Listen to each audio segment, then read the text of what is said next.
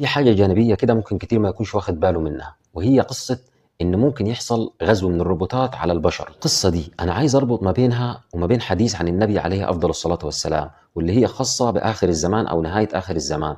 فحديث عن النبي عليه أفضل الصلاة والسلام أو بعض الروايات اللي تناقلت عنه صلى الله عليه وسلم إن حيكون في آخر الزمان ما بين المسلمين وما بين الروم تحالف، وإن إحنا والروم في التحالف ده حنحارب عدو من ورانا، مصداقا لكلام النبي عليه أفضل الصلاة والسلام: سيكون تحالفا ما بين المسلمين والروم سيحاربون فيه عدوا من خلفهم أو عدوا من ورائهم. والنبي عليه أفضل الصلاة والسلام هنا ما سماش العدو ده مين ولا قال هو مين، ولكن هو قال عدو. فهنا يجي التفسير وده يعتبروه اجتهاد شخصي، يعني بعيدا عن أي قصة خاصة بالدين، ولكنه هو اجتهاد شخصي بحت.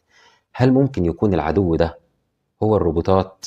لان احنا زي ما عارفين وزي ما انتم عارفين ان النبي عليه افضل الصلاه والسلام ما سماش العدو ده مين، لا قال هم اليهود ولا قال هم كائنات غريبه ولا قال هم ياجوج وماجوج، لان في الاحاديث الثانيه هو مسمي ياجوج وماجوج ومسمي اليهود في الحرب معاهم ومع المسلمين في اخر الزمان، ولكن جاء عند دي وقال عدوا من خلفهم او من ورائهم. فهل ممكن يكون العدو ده هو الروبوتات، وان الروبوتات دي فعلا يتحقق الكلام اللي بتقوله بعض الناس انها ممكن بعد كده تتخذ قرارات ضد البشر ويحصل ما بيننا وما بينهم حرب في آخر الزمان؟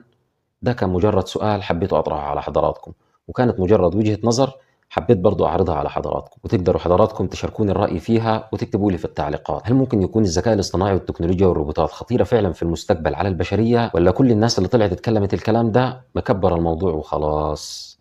مستني رأيكم في التعليقات، وتحياتي لكم.